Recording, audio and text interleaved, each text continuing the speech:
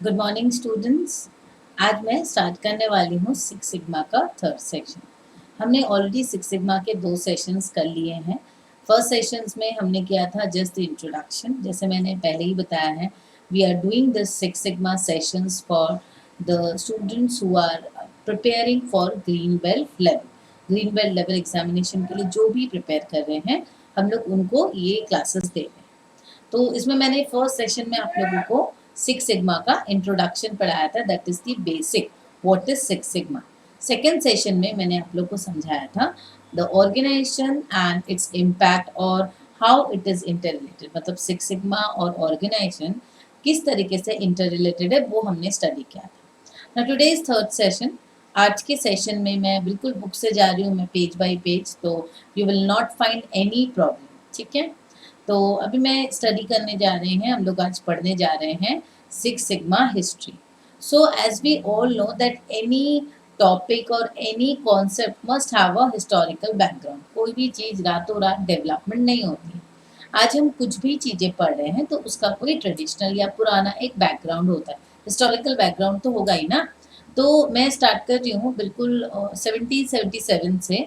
तो Karl Frederick Gauss, ये जो हमारे एक्सपर्ट हैं, क्वालिटी गुरु भी बोल सकते हैं इनको हम, he has given the concept of normal curve in the year during the year 1777 to 1855. This was his tenure. He has given the concept of normal curve.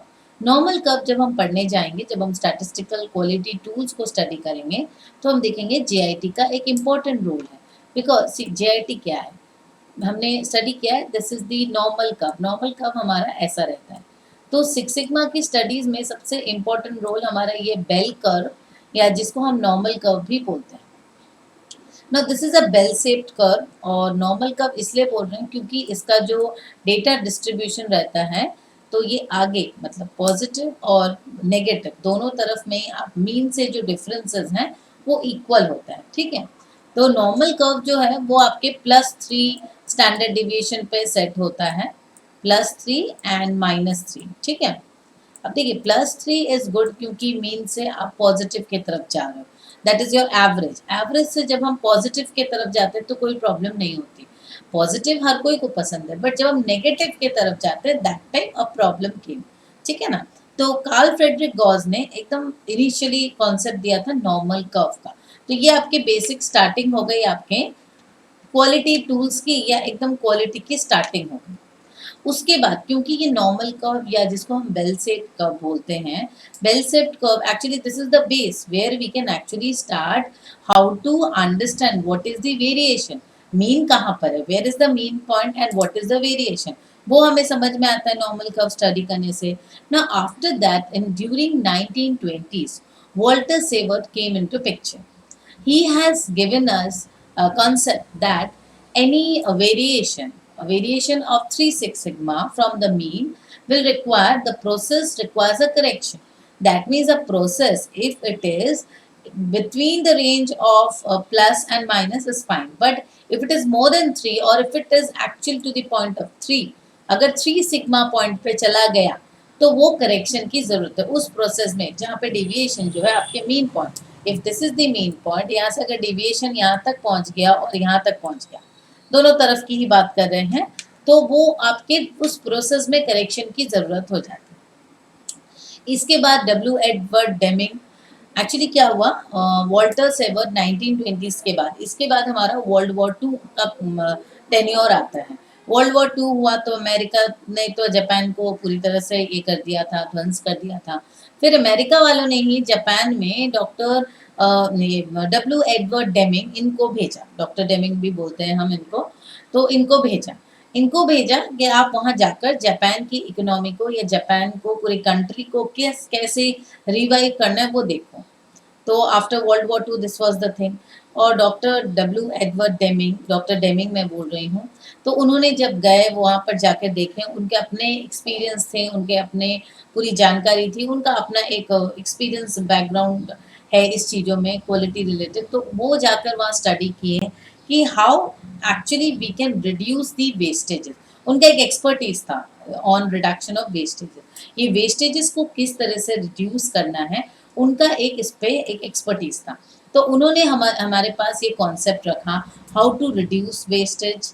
तो जैसे ही हम वेस्टेजेस को रिड्यूस करते हैं, और उन्होंने और एक कॉन्सेप्ट दिया, the concept was on process orientation. उन्होंने बताया प्रोसेस पे अगर हम ध्यान दें, so he has given us the concept of process orientation rather than on results. Team orientation, this was few important concepts given by Dr. Deming, which actually has given a long way towards development of quality concepts and tools. देखिए traditional जो historical हमारे जो theorist हैं या quality gurus हैं, उन्होंने जो जो कॉन्सेप्ट दिए हैं उसको ही इम्प्रोवाइज करके आज हम सिक्स सिग्मा की स्टडी कर रहे हैं। आप देखो जो भी कॉन्सेप्ट है वो पहले ही डेवलप हुए हैं, आज उसको हम सारी चीज़ों को इंटीग्रेट करके एक ब्रॉडर वर्जन में स्टडी करते हैं और in an improvised version, but actually इसका बेस वहीं पर तैयार हुआ था। तो जैसे डॉक्टर डेमिंग ने बताया था हाउ टू रिड्यूस वेस्ट, हमें अपने वेस्टेजेस को कंट्रोल करना है, अपने प्रोसेस पे ध्यान देना है। तो अगर हमारा प्रोसेस सही रहेगा तो हमें रिजल्ट की चिंता नहीं, अगर हमारा प्रोसेस ओरिएंटेशन सही है automatically will reach to our results, ठीक है। Then we were concentrating on the team orientation as directed by him. After that he also has given the concept of, उनका concept था stage wise perfection. He has given the concept of stage wise perfection. That means हमें अपने stage wise perfection के ऊपर ध्यान देना है। कैसे? मेरा प्रोडक्शन हो रहा है, तो प्रोडक्शन जब हो रहा है तो there are different stages involve. Raw material से warehousing, inbound warehousing, inbound warehousing से ऑपरेशंस हो रहा है, ऑपरेशन से आउटबाउंड वेयर हाउसिंग जा रही है, वहां से फिर आपका लॉजिस्टिक सेल्स एंड डिस्ट्रीब्यूशन में जा रहा है। सो ये जो स्टेज वाइज है, तो perfection is required stage wise. ऐसा नहीं कि हम एकदम लास्ट में एंड में जाकर फीडबैक कंट्रोल करें। तो feedback mechanism, the feedback, actually feedback मतलब एंड में हो गया, तो it should start that information or the reporting should start from the very starting. That is, we should start with the feed forward control, then the concurrent control, feedback control, and that means we have to ultimately operate at the multiple controlling mechanism. So this concept was earlier given by Dr. Deming. Now Kaizen began to emerge in US since 1980s. Till 1970s, US has not at all given any importance to the quality concept, neither he has thought about it, right? Then in 1980s, क्योंकि doctor Deming जिस तरीके से visit कर रहे थे Japan में, धीरे धीरे जापान में जो एक एंटायर इन्वायरमेंट है और वहाँ के जो एंटायर आप देखो जो इकोनॉमी वो धीरे धीरे रिवाइव होने लगी, वहाँ पे JIT और TQM का सिस्टम भी इम्प्लीमेंट होने लगा, राइट। तो आफ्टर दैट वेस्टर्न, क्योंकि इनिशियली आपके वेस्टर्न जो भी कंट्रीज थे उन्होंने बिल्कुल ध्यान नहीं दिया क्वालिटी कॉन्सेप्ट पे। तो then in 1980s US also began to start with this Kaizen concept. Kaizen, TQM ये सब हम लोग धीरे धीरे पढ़ेंगे। Kaizen actually is just improvement और continuous improvement, आप बोल सकते हो, छोटे छोटे improvement. This term Six Sigma was coined by a Motorola engineer Bill Smith. It is also registered trademark of Motorola. ये जो सिक्स सिग्मा का जो टर्म है, this is coined by the Motorola engineer. ये बिल स्मिथ और Michael Harry, इन लोग दोनों ने मिलकर इसको कोडिफाई किया और एक रिसर्च रिपोर्ट तैयार की कि how we can actually come up with the new quality arrangement system which emphasize the interdependency between a product performance in the market and the adjustment required at the manufacturing point. तो bill Smith और Michael Harry ने इन दोनों चीजों को study किया। मतलब market level आप देख लो, मार्केट लेवल मतलब जहाँ से कस्टमर पॉइंट, कस्टमर मुझे क्या फीडबैक दे रहा है और उसको हम किस तरीके से अपनी मैन्युफैक्चरिंग पॉइंट पे लाएं। मैंने कल के लास्ट सेशन में ही आप लोग को बताया था CTQ फैक्टर्स। तो the first phase is the design phase, where we are actually understanding our customer. हम अपने कस्टमर को समझ रहे हैं, उनकी रिक्वायरमेंट्स को समझ रहे हैं और उसको फिर हम डिजाइन फेज में लाते हैं।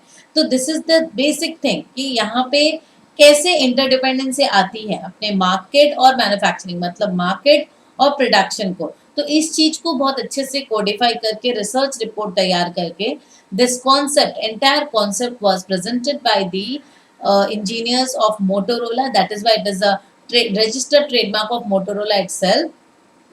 Now after this there are various models and tools emerged, जैसे Kaizen है, TQM है, PDCA है, लीन मैन्युफैक्चरिंग है, JIT है, सिक्स सिग्मा है। तो ये सारे बहुत सारे टर्मिनोलॉजी हैं जो हमें पढ़ना है।